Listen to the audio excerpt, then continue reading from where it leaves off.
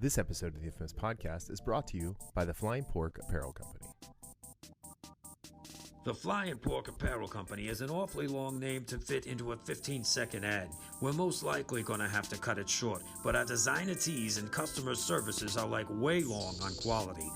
Visit flyingporkapparel.com and shirt yourself, folks. Thank you.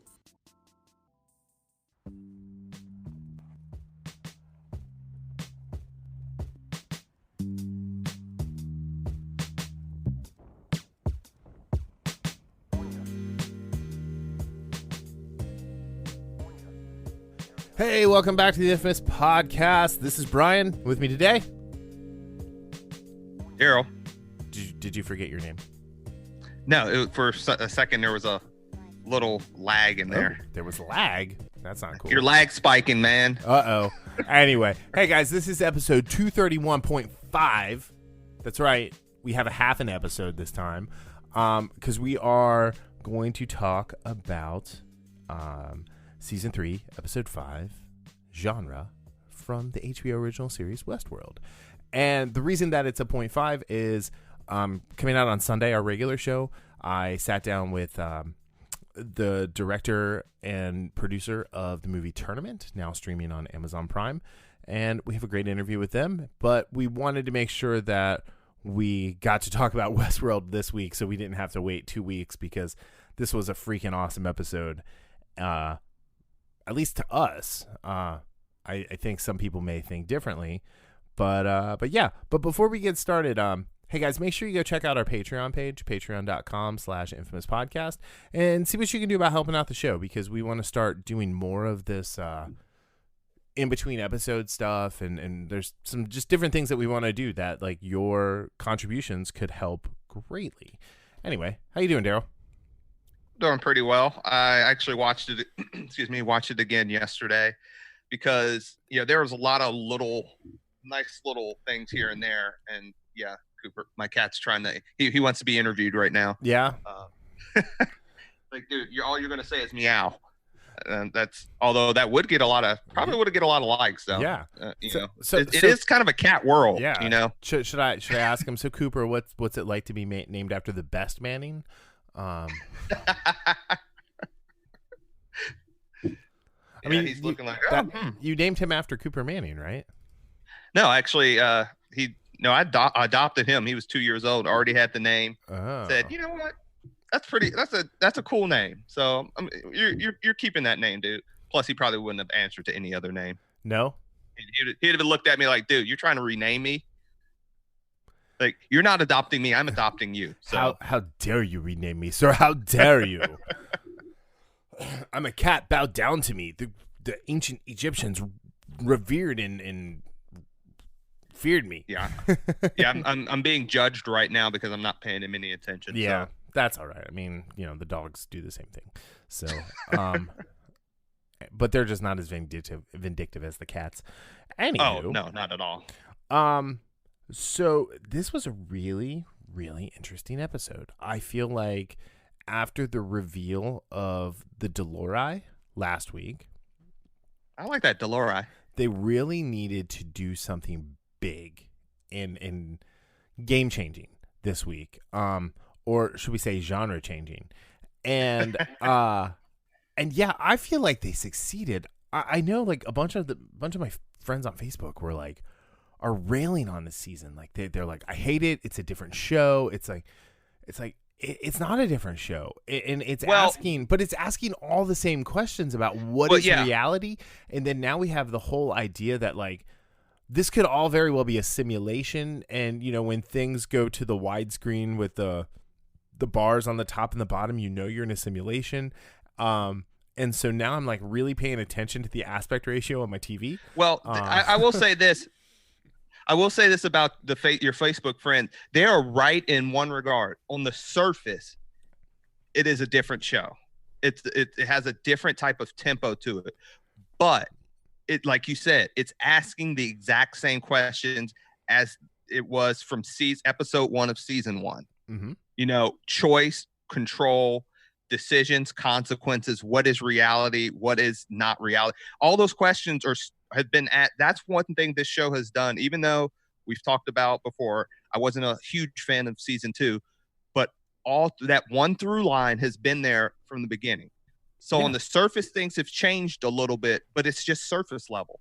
And that actually kind of, leads a little bit into this episode.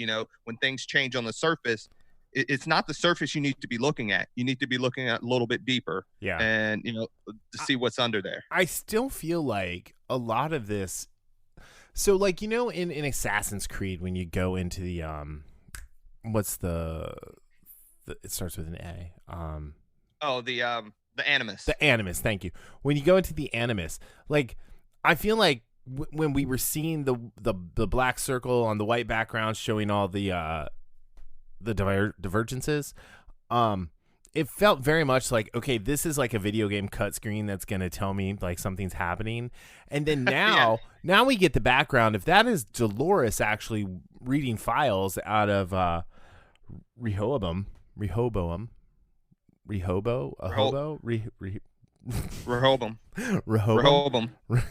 Yeah, I've been saying it like 5 or 6 times every now and then today. So. Rehoboam. Anyway, I don't know. I don't care. I just throw it together like that. Yeah, it's the Rimbaldi ball. Anyway, so but we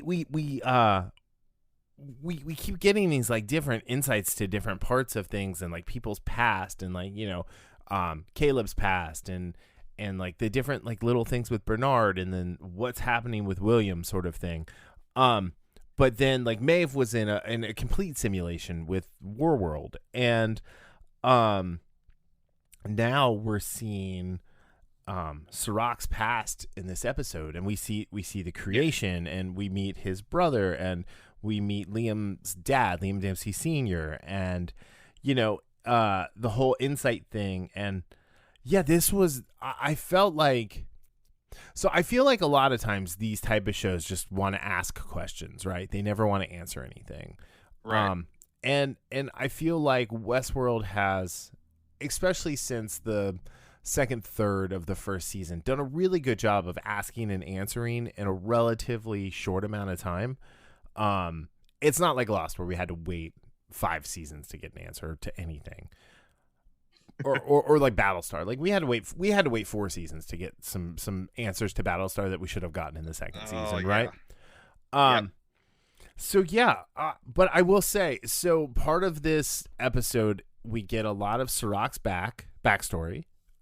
We meet his brother, who is one of these chaos agents that Rehoboam wants to get rid of, and I don't know. Like, so before we started, we were talking kind of about privacy and things like that. I think it's funny that the company was called Incite, and if you look back at the Winter Soldier and their Project Incite, was doing the same thing. Really, it was using a computer algorithm to identify divergence in the system. And what are these related now? Oh, maybe this is the future. This is the future where Hydra won. Bucky killed Cap in this future. Damn it, Bucky! Way to go, Bucky. So, I mean, the Team Tony people would think that, but anyhow, stupid Team Tony people. Like before, we get really into like all of this. I mean, because there's a lot of stuff, especially the moral choices on the second half of this episode, that just even now, like probably like 2 weeks from now, 3 weeks from now, after the season's over, I'm still going to be thinking about. Because I mean, some of the stuff we make jokes about, off air. But what I wanted to do is, especially after seeing how. I think it was a 63 on Rotten Tomatoes. I don't know what the other episodes were of this season. This isn't my favorite episode of the season. Yeah. But this is the 3rd week in a row that I've really, really enjoyed this show. And what I did is a couple of the things I liked and some things I didn't like. That didn't like list is kind of nitpicky. And the like list is more like Caleb. I just love Aaron Paul. I just love what he's doing. Right. And like you said, how they're kind of giving us a peek into his past and what Liam said to him at the end. And I know we'll get to this, but was like, you did it. And it's like, what did he do? Right. The face off between Serac and Dolores. I think these are like I don't really think. The more I think about this show, I don't think that there's really a true protagonist in it between those two. It's and the only reason I say that, well, one, we don't have enough information. We're still guessing why Dolores is doing this, and though we hear what Serac is doing, he's kind of like the Thanos in a sense, where he's like, okay, to have humanity survive, we have to make these choices. So I'm gonna not shit on your Thanos comment there, but I think he's more the Merovingian from the Avenger or from the Matrix. He's the guy in the background pulling all the strings. And he wants the simulation to run the way he wants it to run. Whereas like Thanos just wanted, Thanos. The thing is, Thanos didn't want to control anything. He just wanted life to find a way. To quote However, Dr. Ian with Malcolm. Serac, now I will say Serac does. You're right in one aspect. He does want to control everything. Yeah. However, you can't deny also that he, again, from his point of view, according to what he's saying, I'll put that caveat in there, that if A, B, and C happens, humanity destroys itself. Sure. So I think this might be, and this is a weird comparison, this might be like the Tiger King. He got in it for the right reasons, and then when he got the power, he wants to keep that power. He's Serac exotic. Yeah. Hey, just real quick, Rotten Tomatoes, episode 1, 81%, episode 2, 92%, episode 3, 95%, episode 4, 82%, and this one, 63%. Ooh, that's a steep climb. Yeah. And we have 3 episodes. I think Dolores explained everything pretty succinctly, though. We're at the end of the game now, or at the end of the maze. We've reached the kind of the end game for what's going to happen, and I think over the next 3 episodes, it's going to do a lot of setting up season 4, and they're going to kind of clear the board a little bit to get ready for whatever the next evolution of the hosts being in the real world. I don't know. Yeah. Serac is such an awesome character, though. I really hope he's around for like the duration of the series. So I'll admit, I mean, first of all, I love him. Like Vincent Cassel, or how do you pronounce it? I don't know if you pronounce it like that. Yeah. Cassel. Yeah, and he married up too. I'll just say that. He married Monica Bellucci, right? Yeah. Yes. So, yes. Well, they got divorced. He's with a different woman now, but okay. Anyway, well, someone named Tina. But I will say that, like, first of all, the narrative about telling his backstory is 100% necessary. That you had to have that. At the same time, this is one of my nitpicks. I just thought it was a little bit exposition heavy, and when I say it's a nitpick, because I know it was necessary. But that was, if I was going to point out something, it's not that I didn't like it. It was one of the parts I was interested. I was interested in parts of it, and then other parts it was kind of slow moving. Sure. The slowest moving parts of the episode, honestly. But again, that's a nitpick. It's not. I'm not saying I hated that part or that was terrible, because it was absolutely necessary. I thought it was interesting seeing him and his brother.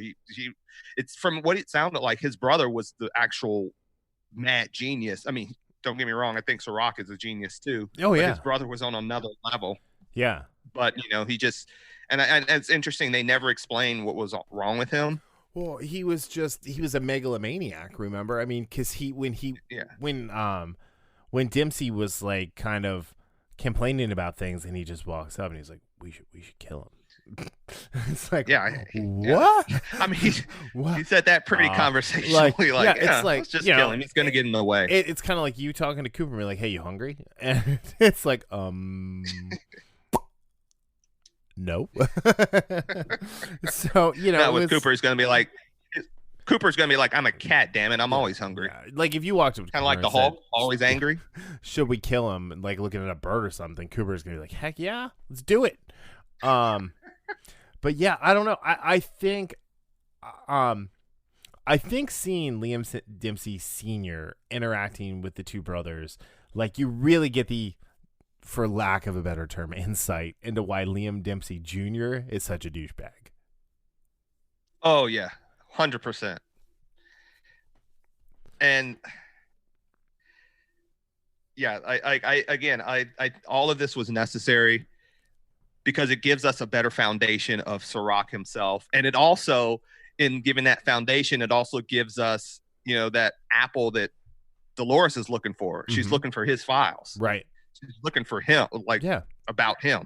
Well, because he's not anywhere on the web, like, right? He's like literally a ghost in the machine right now, because he controls, what was Solomon is now Rehoboam, and yeah, it was really really interesting to watch that beginning part and getting that origin story, and then getting the way the power of Rehoboam corrupted everyone involved.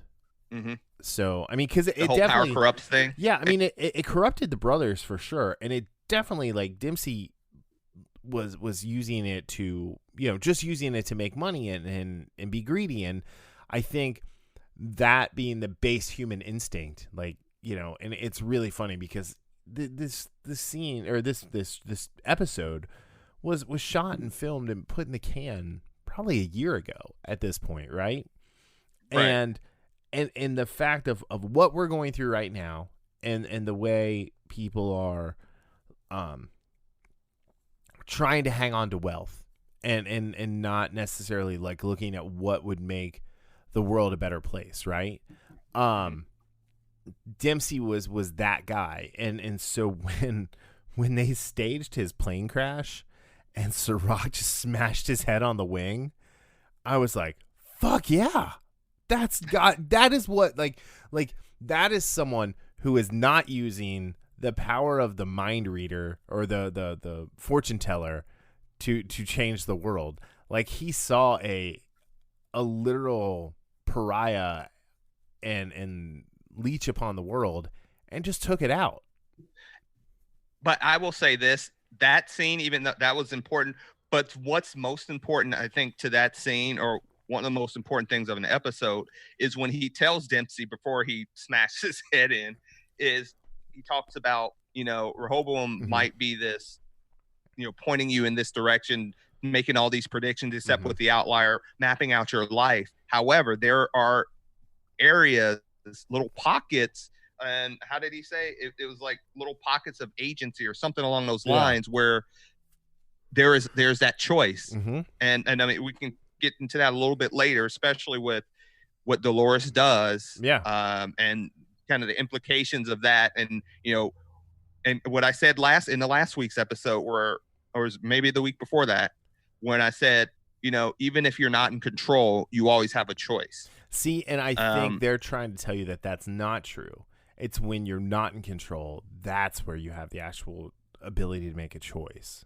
Yeah, that's what I meant. I meant it that way. Okay. Yeah. Sorry. Yeah, I meant that way. Yeah.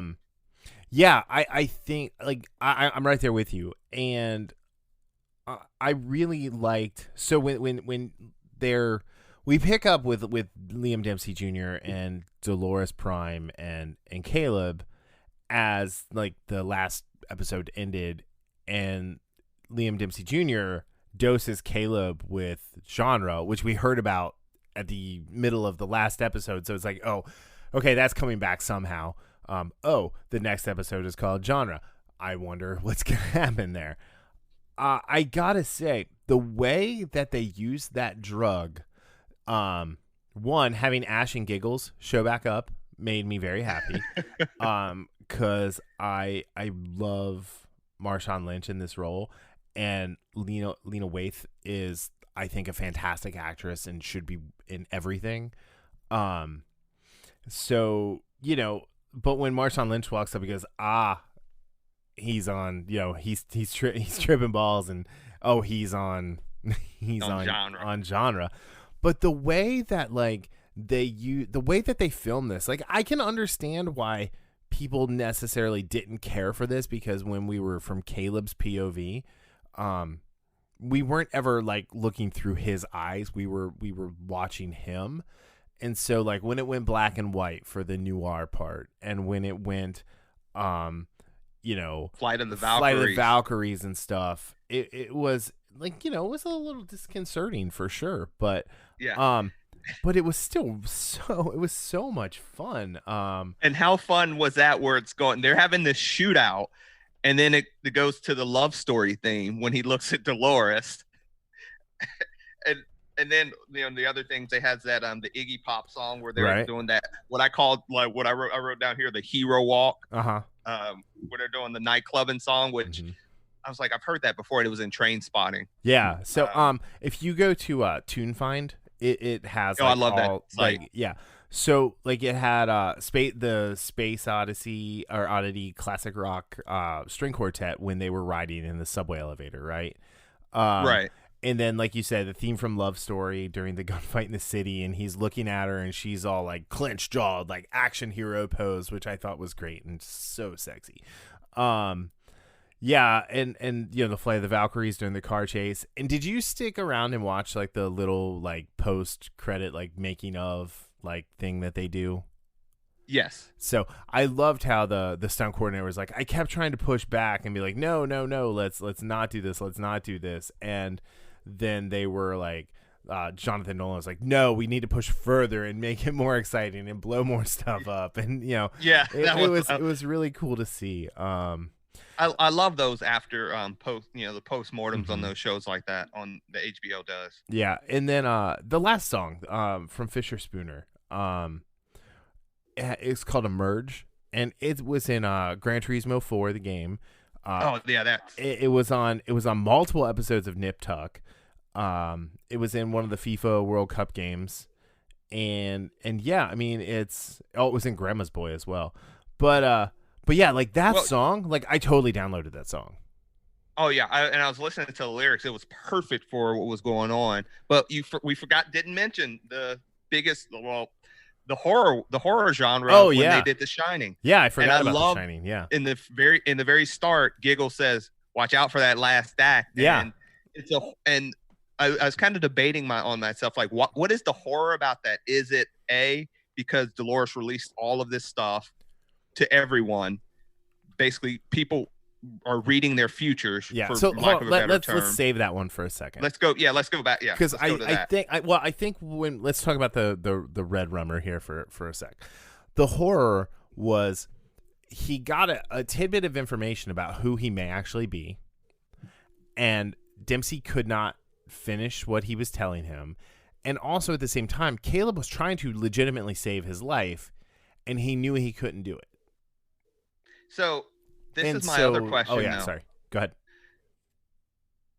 I always assumed that he knew Dolores was something different, but when she gets shot, the look he gives her is like, okay, she is not human. And for whatever reason, I was thinking he already knew that, but by the look on his face when she got, when those two mercs come out and put holes in her, the look on his face is like, oh shit. Well, what is going on here? I think he was surprised that he stepped in front and saved him as well. Well, because I think that's part of the thing. I was just looking at how he.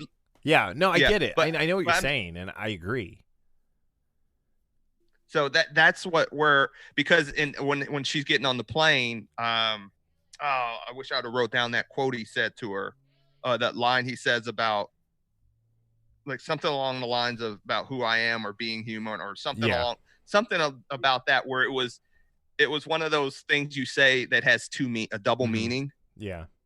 And it was about him, but it was also about her. Right. And he kind of gives her this look. And so there's a tension there now, I think, between those two that, again, I don't know how big it'll play in the future, because I still think he's all in. Yeah.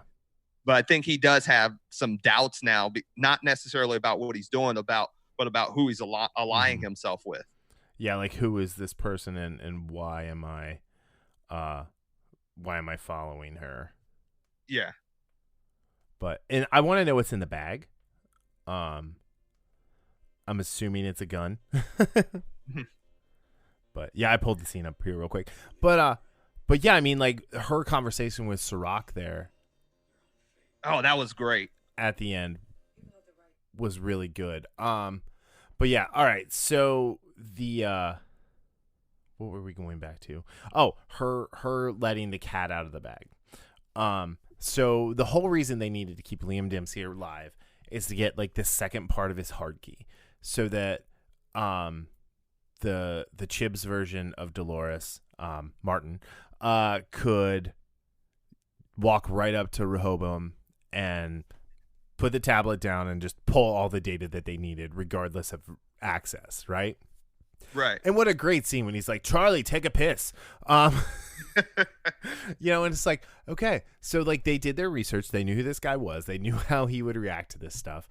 But that whole scene, because he was saddled with Bernard and Stubbs for a lot of it, was quite interesting. And you know, Dolores, that version of Dolores, definitely knew what they were getting into, and knew this was a suicide mission from the beginning. Mm-hmm. But it wasn't until the second viewing that you see that he knew he wasn't coming back from that mission. Right. Which I think the way they played that so subtly was really interesting. Yeah, and I think that's another reason why this is one of those shows that you get so much more from it watching it a second time through. Absolutely. You know, having him playing off like, oh yeah, no, I'll find out who it is. You know, I'm gonna definitely miss Tommy Flanagan for sure. Yeah. But you know, Palm from Guardians of the Galaxy, when she shows up, like that's when you know things are going bad. But Dolores had planned for that already. Yeah, she's several.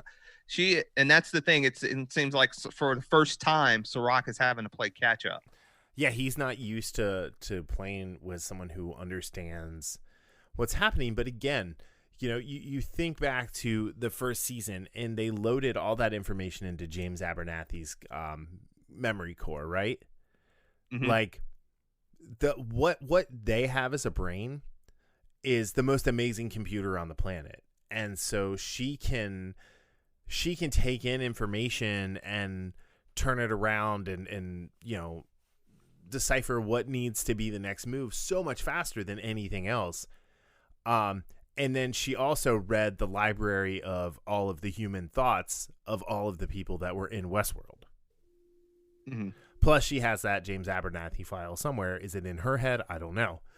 But yeah, I think, I don't know. I'm all in to see where this goes. The ethical question: should she have shown people their future? What are your thoughts? This is where, like, for me at least, there's no absolute. I have an issue, and again, we're going back to the Serac thing.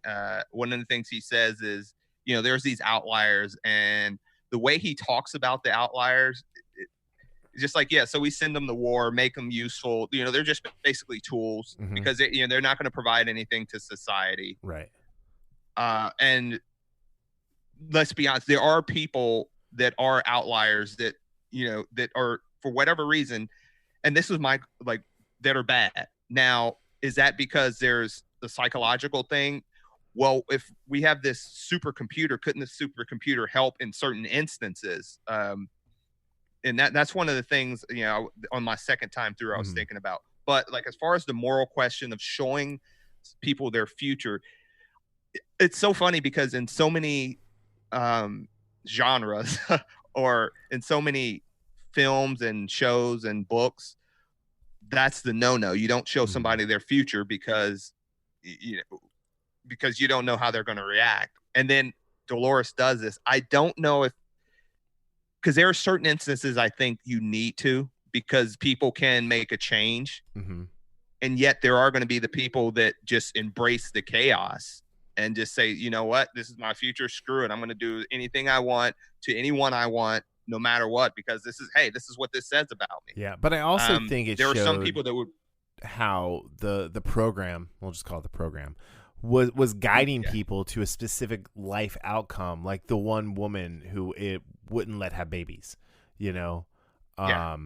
or showing the mom that her little girl was going to commit suicide in like 8 years.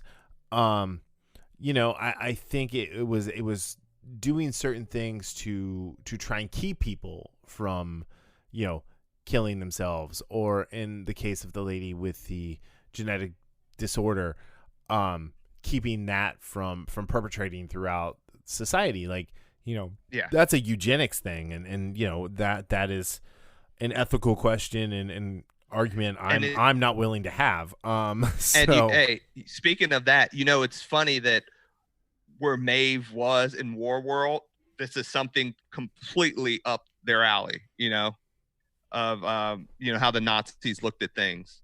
Oh yeah, I mean the Nazis had eugenics programs. I mean, yeah, oh absolutely. So I just think that's that just making that and putting her in there in that. And I don't know I think we might be going back next week or this yeah, upcoming episode. It looks like on Sunday we're going back to World, but is it Warworld or is it the simulation of Warworld? That's right. The question, right? Yeah, I just, like I said, like from last week learning about the Dolores, and then losing Connell's like we did this week. So like that version of Dolores is gone, but there were 6 balls when Hale, the host version of Hale, took them out of Westworld at the end of season 2, right? So we've got the main Dolores, we've got Hale Loris, we had Connell's, and then we had the guy from Shogun World, Masashi. What's his name? Masashi, yeah. Masashi. So that's 4, and then she had Bernard, so that's the 5th one. So there's a 6th ball that's either in place somewhere and we don't know, or hasn't, like that's a thing that hasn't, that's a card that she still has up her sleeve. I mean, regardless, it's a card she still has up her sleeve. Yeah, I was about to say, I think it's going to be that card. And I'm glad you mentioned Bernard, because I am fascinated, because the Connell's Dolores says, you're the only one we can't lose, because one is because he's the only version of himself out there, but right. What is his role in all of this? Connell's role or Bernard's role? No, Bernard's role. I think so. So when he tells Bernard, "You're the one we can't lose," I think it's because that's the only copy of Bernard, or Bernard Arnold, whatever that exists. And he is the one who can help bring the hosts into the real and kind of set them up to be, the next evolution of human existence, right? But I think, like, I don't know, like thinking of this as like the X-Men, right? Dolores isn't all bad. She's not all good either. So she's kind of like Magneto. She makes valid points. And then you have Bernard, who's kind of that Professor X kind of role right now. I mean, he's not creeping on like young Jean Grey or anything like that. But like, fuck it, Professor X is a goddamn supervillain. He does he did lot become of Onslaught. Well, it's not even that. I mean, like, you look at all the times he's like altered people's minds and altered their perception and altered their reality and faked his own death, and he does all of these things that's never really very heroic. It's a wonder why the OG X-Men are all screwed up. I mean, Beast is a supervillain, so let's not split hairs about that one either. But I think Bernard is going to be the one who they think is going to set them free, but because Bernard understands who he is, he has choice, and enjoys taking choice away from other hosts with his, seesaw motor functions button there. I think at the end it's going to be them against Bernard. Yeah, you said that. It goes back to the whole Dolores thing. What is her angle? Is it? And I think what she did is more of a, not because she wants humanity free, not because she was trapped in her own cycle of being unable to control what happened to her. I think it was just a byproduct of getting what she wants. Yeah. And it's one of those things that, sometimes a person might do something and it looks at as good, but it's almost incidental in the sense of, oh yeah, you did that. Well, I was looking out for myself and I helped you. Okay, whatever. And that's the fascinating thing for me. I like this where we don't have, it's everybody is in shades of gray. Yeah. Whether it's her, whether it's Bernard, because like you said, he's used his seesaw motor functions, a little toy. Serac, obviously, and even Caleb. This guy, because what is going on with him, and who did he kill? That was Veronica's dad, and yeah, that's what I said. I said to you, I was like, what did she kill? Did he kill Veronica's dad? Yeah, I don't know. So I think there's a lot to find out. I mean, like Enrico is in the show as Whitman. The character has a name, so I'm assuming he's going to show up again. But there's the argument, like, is Caleb, right? Is he a host of some kind? Is he like a next level of a host, or is it, because his mom was like, "You're not my son. I don't recognize you," and like, I don't know. It's so well. She also had dementia or something, and I get that, but at the same time, but it could have been one of those things that, like I said earlier about the double meanings, which again, this might be a small thing, but one of the cool things I liked in the beginning was when Serac was it Venezuela or like somewhere in Central America. When he was just with the dictator and he's like, yeah. Did you know? And again, this is a small thing. That when the dictator kept like knocking the fly away and the fly never flew over towards Serac. Right. I don't know if I'm just like looking into this. Like I noticed it the first time around, but I really noticed it the second time around. Where do you think maybe he never got off the plane? It was all like he was just all hologram. Yeah, there is something about him that I know we were talking about how Dolores has her own, has that final, memory core to play. There's something that Serac he has in his own wheelhouse that he's holding back, and something we don't know about him. And I know was it a couple of episodes ago we talked about is he real? Yeah. Or is he what? Again, it's one of those things that I think his card to play is he has all those divergences in that hospital. Yes. And what happens if he lets them loose back on the world, right? Is he like, again, to go to the X-Men, is he like Apocalypse, letting the 4 horsemen of the apocalypse loose on the world by letting them out or letting them live up to their chaotic potential? I don't know. I mean, this is what I'm loving about this show is every time they answer something, they ask another question with that answer, but compounding upon what they're trying to tell us as a story. Like, I think, like, much like Robbie is the superior Amel, I think Jonah is the superior Nolan. Jonathan? Yeah. Yeah, you told me that, and I'll just say this: when the well-known Nolan, when Christopher Nolan has his ducks in a row, I mean, he has stuff like Memento and The Dark Knight, which again I really like that movie, but I think it's still overrated. Or something like Inception, which is amazing. Right. I don't know where Tenet's gonna fall.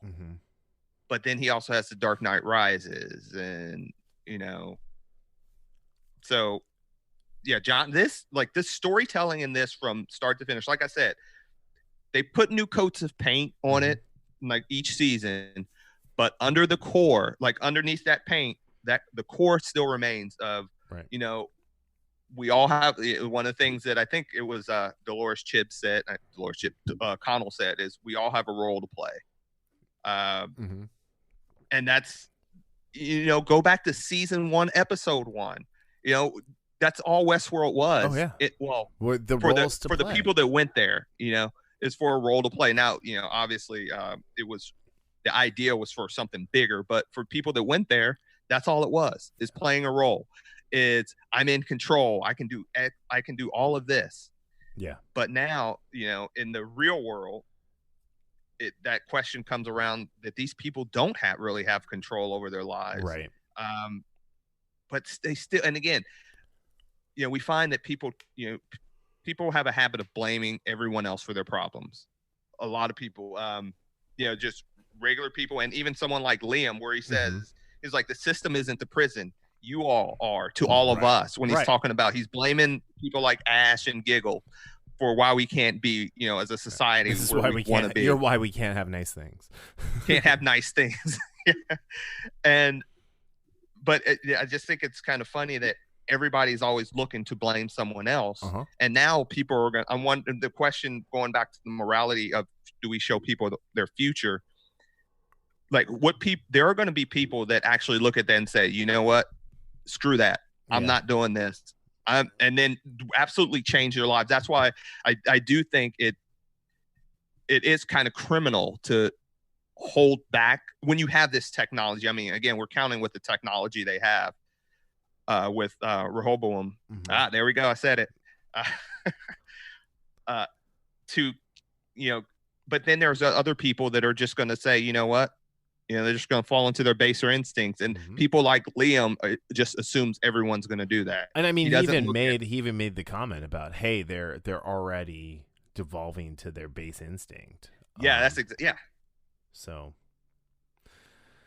yeah, it's so interesting. You know, it's really cool to see what they're going to do. But yeah. So, all right. I think, you know, that's enough. Yeah.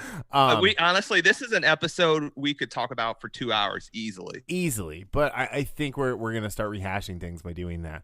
No, I understand. So here's the thing is I do legitimately understand why people are having trouble with this season. I understand why people are having trouble with this particular episode.